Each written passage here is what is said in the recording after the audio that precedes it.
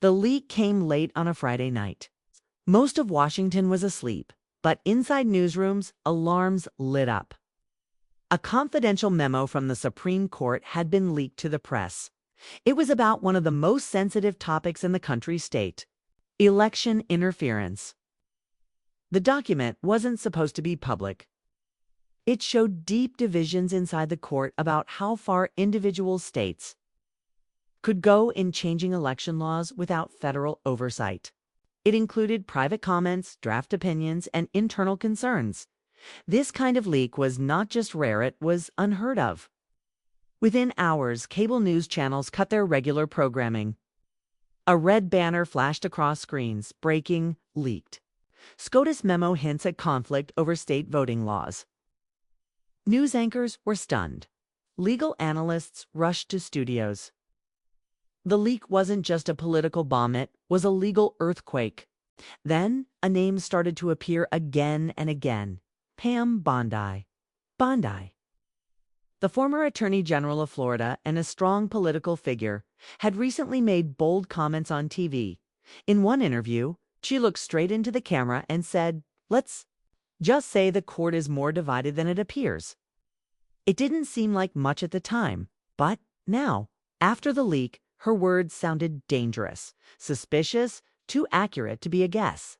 Clips of her past interviews played on loop. Questioned how she could have known. Some called it coincidence, others called it betrayal. Meanwhile, inside the Supreme Court, the mood was tense. Justice Amy Coney Barrett sat in a private meeting with the Chief Justice and two others. Her expression was tight. The leak had touched a case she had personally helped draft. She was known for staying quiet, respectful of procedure, but this had crossed a line. She spoke firmly, her words clipped.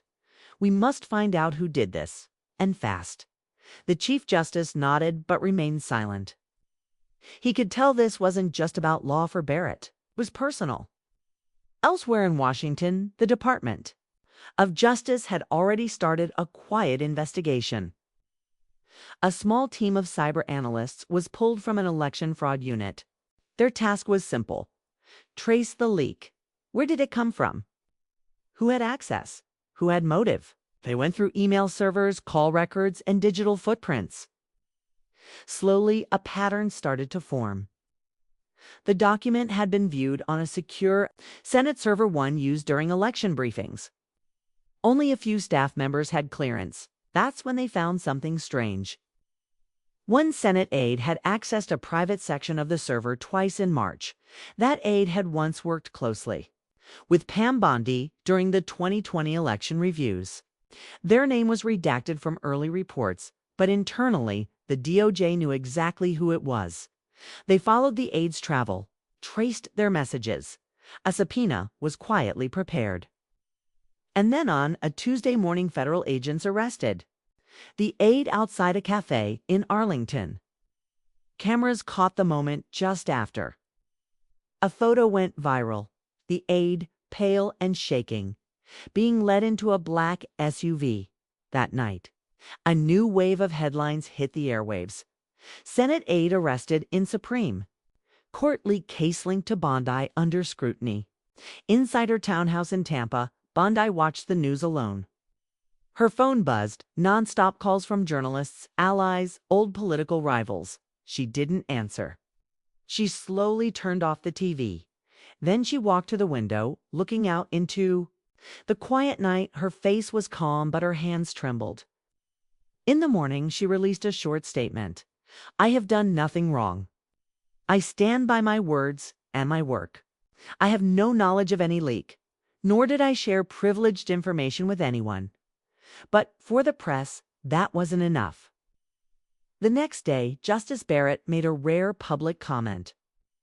Standing outside the court, she addressed reporters briefly. "The integrity of the judiciary must remain above politics. We will not tolerate breaches of trust." It was one of the few times a sitting justice had publicly commented on an ongoing legal matter. By now, the pressure was building. Members of Congress demanded hearings. Twitter boiled with theories and memes. Cable news spun wild timelines. Protests began outside Bondi's home. Some said she was a whistleblower. Others called for her arrest. In private, Barrett reviewed a folder marked Confidential Interference Review. Her eyes paused at a page. A direct quote from Bondi's earlier TV appearance. Double quotes, ... The court is more divided than it appears, she circled. The sentence with a red pen. Later that night, a call came into Bondi's lawyer's office. It was from the U.S. District Court for the District of Columbia. Pam Bondi was being officially named in the investigation. No charges yet, but a subpoena was coming. The leak was no longer just a scandal. It had become a crisis. And the world was watching. The sun rose over Washington, D.C., but it brought no comfort to Pam Bondi. Her name was everywhere: headlines, talk shows, political blogs. The leak investigation had become the biggest story in the country, and Bondi was at the center of it. She walked into her lawyer's office, her face calm, but her steps tense. Cameras outside clicked nonstop as she entered the building. Inside, her legal team was already waiting. One of her attorneys handed her a file without a word. She opened it slowly. It was official. Subpoena to testify in an emergency judicial hearing. Presiding, Justice Amy Coney Barrett. "This is ridiculous," Bondi said quietly. "A Supreme Court justice calling a hearing like this over what, a few TV interviews?" Her lead counsel replied, "This isn't a normal case. Barrett is serious. She's taking this as an attack on the court's integrity." Bondi closed the folder. Her mind raced. She had always been tough in front of a camera, strong in courtrooms. But this was different. She wasn't defending a case. She was the case. Later that evening, she appeared on a major news network. The anchor tried to stay neutral, but the tension was clear. "Ms. Bondi, are you the source of the leak?" "No," she replied firmly. "I never had access to that memo. I spoke about the court based on public knowledge and personal judgment. That's all."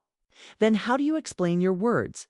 The court is more divided than it appears, just days before the leak."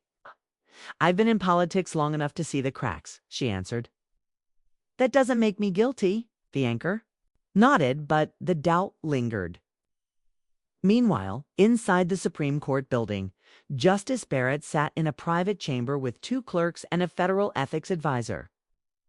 She listened as they reviewed the timeline, phone records, and media clips. "This isn't just about legal lines," Barrett said. "It's about trust in this institution.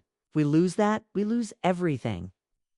The advisor asked if she truly wanted to proceed with a contempt hearing. This was a bold, almost unheard of move for a Supreme Court justice. Barrett didn't hesitate. She ignored a subpoena. She refused to submit full communications. She's hiding something.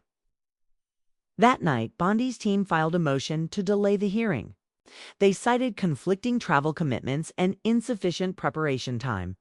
But Barrett denied the request. The hearing would go forward, live, and public. The media exploded. Barrett v. Bondi, judicial clash of titans, supreme. Showdown, justice calls former AG to account. Live on C-SPAN, courtroom chaos or constitutional duty. The Capitol buzzed. Senators whispered in closed-door meetings. Former officials texted each other in panic. Bondi still held powerful friends and dangerous secrets. The morning of the hearing came fast. Barricades lined the courthouse. Reporters packed the sidewalks. Helicopters circled above. It felt more like the opening of a trial for a world leader than a contempt hearing for a political figure. Bondi arrived in a navy blue suit, no red lipstick, no pearls, just a quiet expression and tightly clenched fists. Her eyes scanned the crowd, then fixed straight ahead. Inside the courtroom, every seat was filled. Cameras were banned, but audio was permitted. The country listened live. Then came the voice from the bench, steady, clear, commanding. "This court will come to order," said Justice Amy Coney Barrett. All eyes turned to the front. Barrett sat alone at the bench, her face unreadable. She looked down at a folder, then up at Bondi. Ms. Bondi, you have been called before this court to explain your conduct regarding the recent leak of confidential judicial material. Do you understand the nature of these proceedings? Bondi nodded once. I do. Her attorney stood and tried to object to the format, but Barrett stopped him cold. This is not a criminal trial. It is a review of potential contempt against the court. I will hear Ms. Bondi directly. A quiet gasp moved through the room. Bondi stepped forward. The microphone buzzed slightly. Justice Barrett, members of the court, she began. Her voice was low but steady. I have never leaked documents. I have never ordered, encouraged, or suggested anyone do so on my behalf. Barrett watched her closely. And yet, Barrett said, your words, your timing, and your past connections tell a different story. There was silence. Bondi inhaled slowly. I was trying to warn the public, she said finally, 'cause I saw something happening. Something. Bigger than me, bigger than the memo. Barrett leaned forward. Explain. Bondi paused, eyes flickering. She wasn't ready to say it. Not yet. The hearing ended after 30 minutes. No verdict. Just a statement. The proceedings would continue the following week. Outside, the crowd exploded. Some cheered for Bondi. Others shouted against her. Pundits screamed into microphones. News alerts flooded phones. But the most surprising moment came just after the courtroom cleared. Barrett stood alone by the window. In her chambers. Her clerk approached her, quietly placing a document in front of her. It was an internal ethics report. It contained a name. A name neither Barrett nor Bondi had spoken out loud. But it was coming, and it could destroy them. Both. The day after the hearing, the headlines were relentless. Pam Bondi under fire. Leak tied to trusted insider. Justice Barrett takes the gloves off. Contempt hearing shakes confidence in the Supreme Court. Inside political circles, the mood had shifted from curiosity to full-blown crisis. Congressional aides whispered of special committees. Former justices were quietly consulted. And at the center of it all stood two women once allies in conservative politics. Now enemies on the national stage.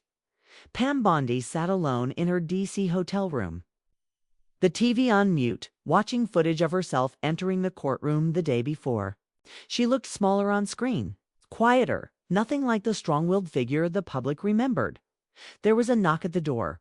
Her attorney, Mark Devlin, stepped in. He looked exhausted.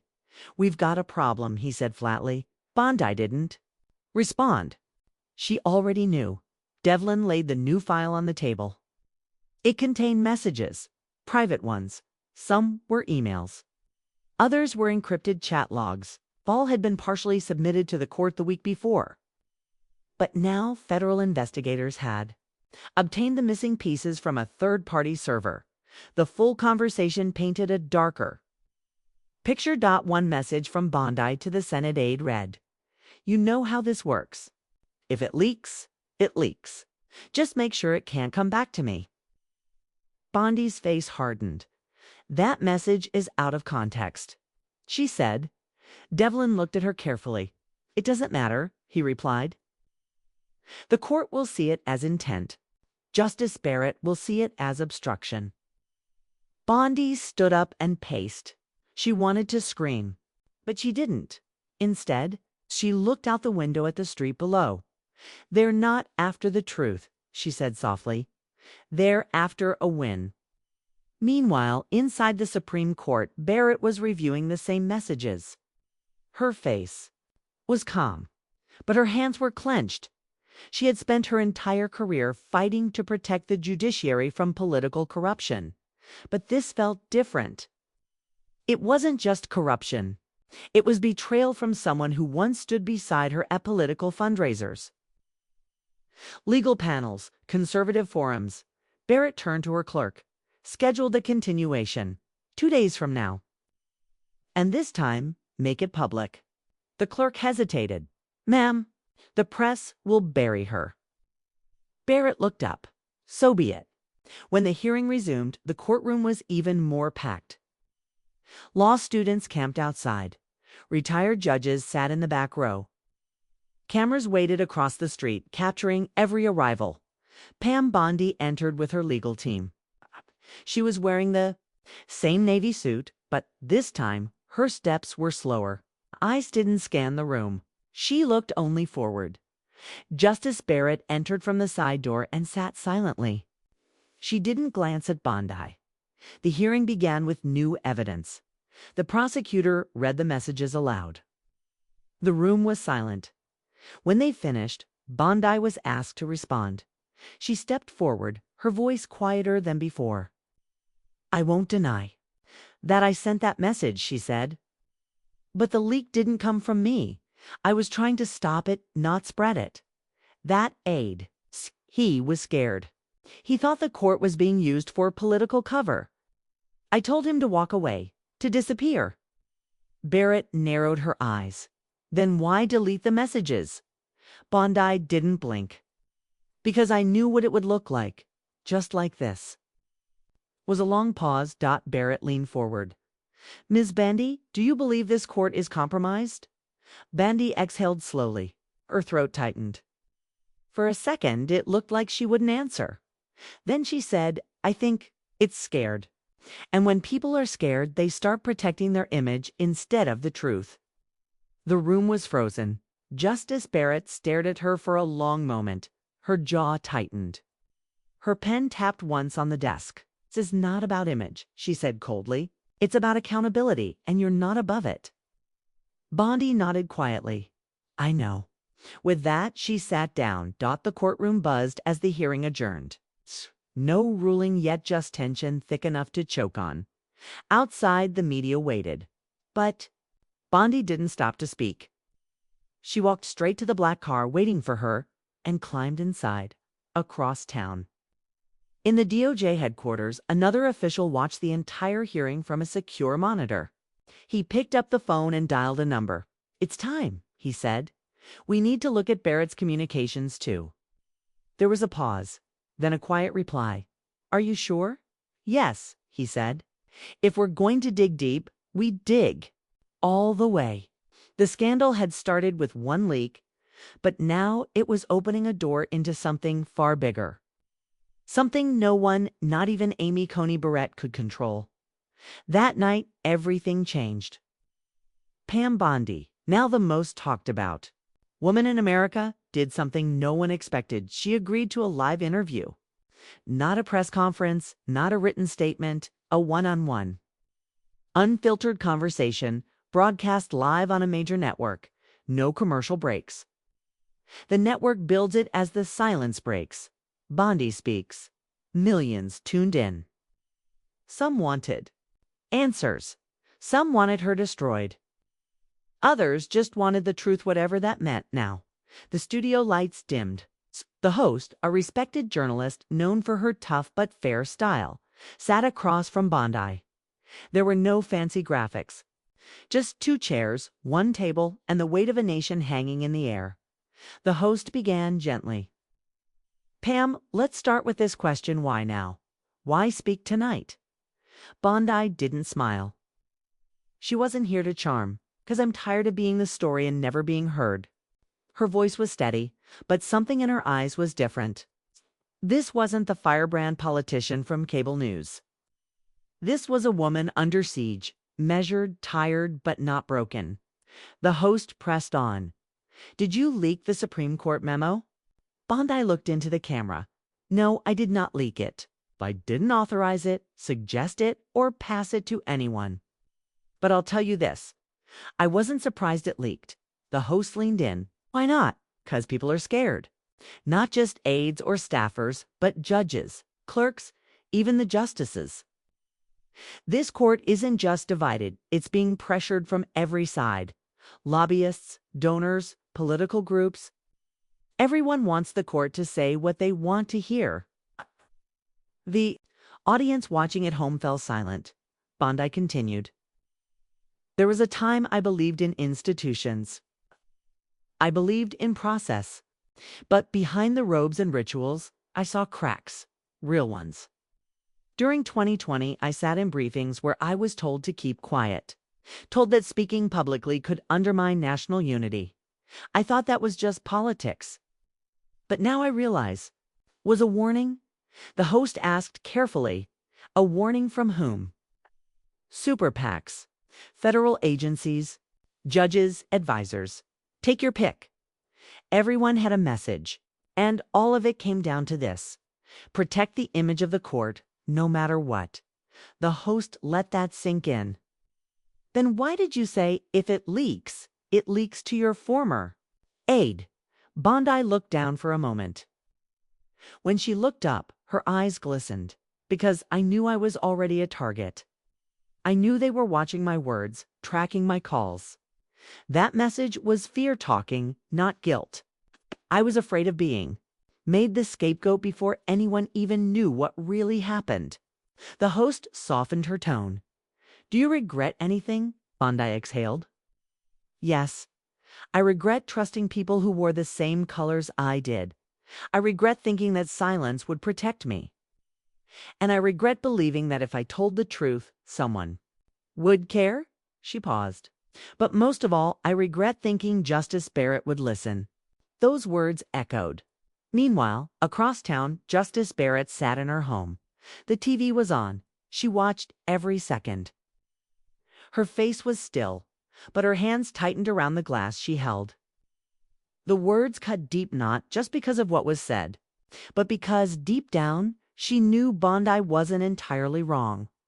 Back in the studio, the interview reached its final moment. The host asked, "What do you want the public to understand right now?" Bondi leaned forward, that this isn't just about a leak. This is about power.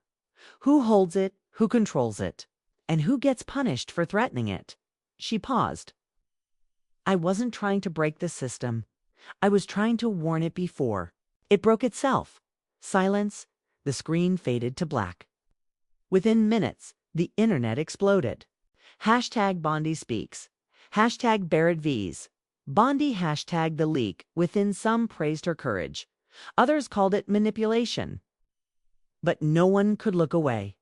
In homes, coffee shops, Senate offices, and law schools, people debated every word. CNN ran a full analysis. Fox launched a counter-panel. Al Jazeera did a piece on American judicial secrecy. The world was watching. In the White House, senior advisors huddled. The president was briefed. This is no longer about her, one advisor said. This is about trust. In the court, in the system. The DOJ's inbox filled with new whistleblower tips, people suddenly ready to talk. And in a quiet hotel room, Pam Bondi finally turned off her phone. She sat in the dark for a long time. Outside, protesters shouted her name. Supporters chanted back. But inside, she felt something shift. She wasn't sure if it was justice. But it was something. And it had just begun. The ripple effects of Pam Bondi's interview were immediate and dangerous. By sunrise. The headlines weren't just about her. The questions had grown bigger, louder, and far more explosive. Is the Supreme Court being politically manipulated? Bondi interview sparks global reactions. Credibility of U.S. judiciary in question. White House Justice Barrett and DOJ now under international scrutiny. Foreign news agencies picked up the story within hours. European commentators questioned the independence of the American legal system. Leaders from Canada, France, and even Brazil made cautious statements about judicial transparency.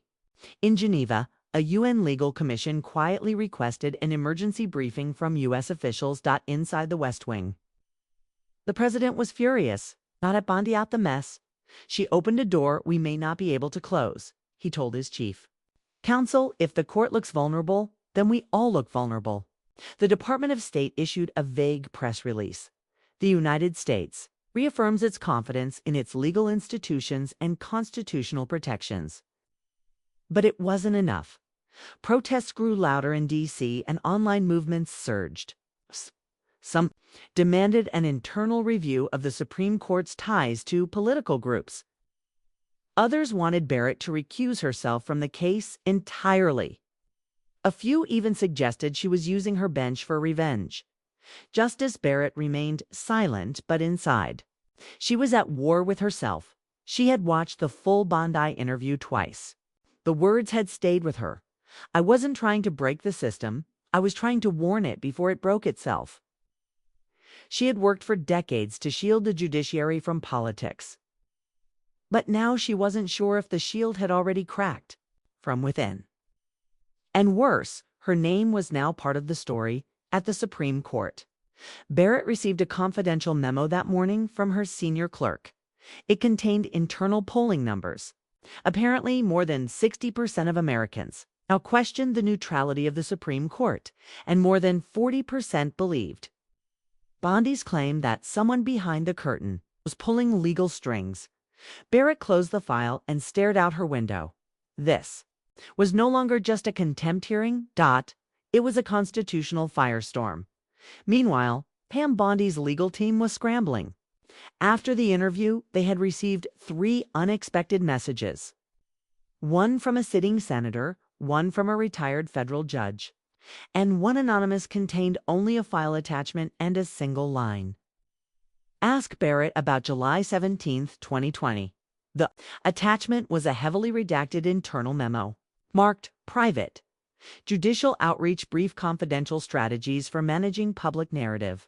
It mentioned justices, PACs, and Barrett's name, though not as author. Just as one of several attendees at a quiet strategy session, Bondi's attorney printed the file and slid it across the table to her. She looked at it, stunned. I remember that day, she said. That was the week before the court delayed the Pennsylvania ruling. The attorney leaned in. You need to say this publicly. Pam hesitated. If I do, I won't just be fighting Barrett, I'll be fighting the entire system. Right. He said nothing she knew he didn't need to. Later that evening, Bondi made her next move not on a talk show, but at a small, live-streamed public forum organized by a nonpartisan legal foundation. There were no cameras, only microphones, and a crowd of about 200 people. Mostly lawyers and students. Bondi stood calmly and spoke into the microphone. I have remained silent about what I witnessed in 2020 because I believed the truth would come out on its own. It hasn't. So let me be clear. The court wasn't just under pressure, it was being guided by political advisors, okay? By outside donors, by organizations that had no place near justice. The room was frozen, she continued. I attended briefings where I was told how to speak, who to criticize, and who to leave alone. The goal wasn't justice, it was control of the narrative. She paused, her hands trembled slightly. Justice Barrett was present in one of those sessions. Maybe she was just listening. Maybe she didn't agree. But she was there. Gasps filled the room. It was the first time anyone had openly accused a sitting Supreme Court justice of participating in coordinated political strategy sessions. Within hours, the statement leaked, news channels erupted. Bombshell, Bondi names. Barrett in 2020 political briefing. Calls for Justice Barrett's recusal grow.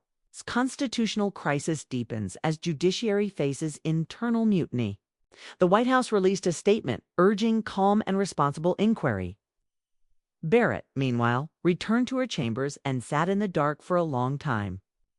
She thought about the day in question, July 17th. She remembered who had been there, and she remembered what she hadn't said. In that moment, she realized this was no longer just about Bondi. It was about what the court had allowed itself to become, and she feared that if the truth came out fully, clearly, the damage wouldn't just be to reputations. It would be to the very foundation of American justice, and it might already be too late to stop. By morning, the storm had spread beyond Washington. News of Pam Bondi's accusation that Justice Amy Coney Barrett had attended a political strategy session in 2020 hit global headlines. The reaction was fast, furious, and unlike anything in recent American history. In Brussels, EU officials publicly questioned the independence of the US judiciary. In London, Parliament debated whether Britain should delay cooperative legal treaties with the US until transparency in the American legal system is assured. In Beijing, state media mocked the scandal, calling it proof that Western democracy is a facade. Back home, the Senate Judiciary Committee announced an emergency hearing. Topic: Judicial integrity and political influence. Even members of Barrett's own political side started to distance themselves. Statements flowed in, some cautious, some cold. A few warned against a rush to judgment. Others demanded Barrett step down from Bondi's contempt hearing until her own role could be reviewed. The Supreme Court remained silent, but the silence was growing louder by the hour. Inside Bondi's legal team headquarters, the atmosphere was tense. Her attorney, Devlin, stared at the laptop screen showing security footage from her public speech the night before. Her words were already being picked apart by legal analysts across every major network. Then a knock at the door. An envelope had arrived, hand-delivered, no return address. Inside was a flash drive and a short message written in black ink. The clerk saw everything. "He's ready to speak." Devlin inserted the flash drive. It contained a video recording, low quality, clearly filmed in secret. The voice on the recording belonged to a man, older, careful with his words. "What Bondi said is true," the man began. "That meeting on July 17th happened. I wasn't supposed to be there, but I was called in for logistical reasons." Justice Barrett was present. She didn't speak much, but she didn't object either. She took notes. She accepted the materials they handed out: slides, talking points, strategy maps. It wasn't illegal, but it wasn't right either. Pam sat down slowly. She knew that voice. It belonged to James Colbert, a retired clerk who had served under 3 justices before stepping away in 2021, known for his integrity. Respected by both parties. "Will he go public?" she asked. "He said yes," Devlin answered, "but only if it comes from you first. He doesn't want this used by the wrong people." Bondi nodded. She understood. This wasn't about headlines anymore. This was history. And it was time to make it count. Cross town, Justice Barrett sat in her office. Staring at a folder labeled Classified Senate Briefing. Judicial Conduct Response Plan. Inside were memos preparing her defense. Language carefully crafted. Bullet points, damage control. But none of it felt real. She looked at her calendar. In 24 hours, the next contempt hearing would resume. She was still set to preside. The weight of it pressed down on her. If she continued, she'd face questions of bias. She recused herself, it would look like an admission of guilt. She picked up the phone and called Chief Justice Roberts. "I need to speak to you," she said, privately. He agreed. That evening, inside the Chief Justice's chambers, they sat across from one another. Barrett spoke first. "She's telling the truth. I was at the July meeting. I thought it was harmless. I didn't know what it would become." Roberts didn't react at first. Then he asked, "Did you agree with what was discussed?" Barrett hesitated. "No, but I didn't stop it either." He closed the folder in front of him and sighed. "Amy, you know what happens next?" She nodded. "I do." Meanwhile, back in Bondi's camp, her legal team was preparing a motion to submit Colbert's video testimony as part of her defense. The media was already swirling with rumors that more insiders were coming forward. And then the bomb dropped. A second whistleblower came forward, a former court technology officer. He claimed that internal emails between Justice's staff and outside political consultants had been deleted during the early stages of the Bondi investigation. He even named the law firm involved. Within hours, the DOJ opened a new inquiry not into Bondi, but into the Supreme Court's internal communication protocols. The target had shifted. The country held its breath. Late that night, Justice Barrett walked slowly through the empty halls of the Supreme Court. The marble walls, Once symbols of strength, now felt cold and distant. She paused by the portrait of Justice Sandra Day O'Connor and whispered, "I wanted to protect the court, but I think I may have broken it instead." The next morning, before the hearing resumed, Barrett submitted a formal recusal letter, citing concerns over public confidence and impartiality. It was the first time in modern history that a sitting Supreme Court justice stepped away from proceedings due to personal involvement in a political scandal. The media exploded. Bondi's legal team celebrated quietly, but Pam herself remained. Still, she wasn't angry, she wasn't triumphant. She just looked out the window and whispered, "Now it begins." Because she knew this wasn't the end of the fight. It was just the moment that truth finally had a voice. The courtroom looked different now.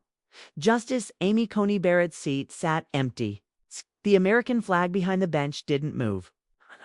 Breeze, no noise. Just a heavy, unnatural silence like the system itself was holding its breath. Pam Bondi entered quietly, no longer flanked by lawyers, just herself. She wore a dark gray suit, minimal makeup, and a simple chain around her neck. She looked less like a political figure and more like a witness to history. Across from her sat a new presiding judge, appointed temporarily by the Chief Justice, neutral, stern, unconnected to Barrett, Bondi, or the storm unfolding around them. "Let the record show," the judge began, "that this court will not consider previous biases, only the material facts now presented." But the nation wasn't focused on legal procedures anymore. The real battle had moved beyond the courtroom into the public consciousness. The media, the halls of Congress. Outside, protesters lined the streets. Some held signs that read, "Protect the court." Others yelled, "Pam told the truth." News helicopters hovered like flies. International journalists stood shoulder to shoulder with White House correspondents. Everyone was watching because what had started as a leak had now become a reckoning. Inside, the judge turned to Pam. "Ms. Bondi, do you wish to make a final statement before this court?" She stood. No notes. No script. Her voice was calm, controlled. "Yes, Your Honor." She looked at the courtroom, not just the judge, but the reporters, the aides, even the security guards. Then she looked directly into the microphone. "I never wanted this. I never wanted to stand in front of the nation and expose the cracks in a system I once believed in. But I did because I had to. The judiciary is supposed to be sacred, untouchable, a wall between the people and the chaos of politics. But that wall has been chipped away not by one person, but by decades of deals, pressures, and secrets." She paused. "When I spoke out, I wasn't trying to take anyone down. I was trying to wake us up, to remind people that justice doesn't serve the powerful, protects the powerless." A murmur passed through the courtroom. The judge said nothing. Pam continued, "I know my words have consequences. I'll accept whatever judgment this court delivers. But if this is where the truth finally breaks through, then let it break." She sat down. There was no applause, no sound at all. Because outside the courthouse, something even bigger was happening. That morning, a classified document had been leaked in internal review from 2020. It showed that certain justices had received briefings coordinated by major political donors, specifically in connection with upcoming high-profile cases. The names were redacted, but enough details remained to send shockwaves through the Capitol. CNN, BBC, Al Jazeera, even Russian and Chinese media ran with the story. Hashtag court compromise trended within an hour. Hashtag Bondi was right, wasn't far behind. Congress announced a full independent commission to investigate systemic vulnerabilities in the federal judiciary. And then, the most shocking turn of all, Justice Barrett released a personal letter. It was addressed not to the court or the media, but to the American people. "I did not break the law," the letter read. "But I was present in moments where I should have spoken. Outand didn't. I believed silence was protection. I now see that silence was part of the problem. I will not return to the bench until this court earns back your trust." No one had ever seen anything like it. A sitting Supreme Court justice admitting failure, not guilt, but moral failure, human failure. In that moment, everything changed. Pam Bondi's charges were quietly dropped. The hearing concluded with no sentence, no punishment, just an official acknowledgement that the court itself was under review and that Bondi's actions, though controversial, had exposed truths the country needed to see. In the final scene, Pam stood outside the courthouse alone. No reporters spoke. No questions were shouted. They just watched her. She looked up at the marble column stall, cold, unchanged. But something inside them had cracked. And cracks, she had learned, were where the light got in. She walked away slowly, not in triumph, but in clarity. Behind her, the courthouse stood still. Ahead of her, the nation stirred. And somewhere deep inside the system, truth had finally started to echo.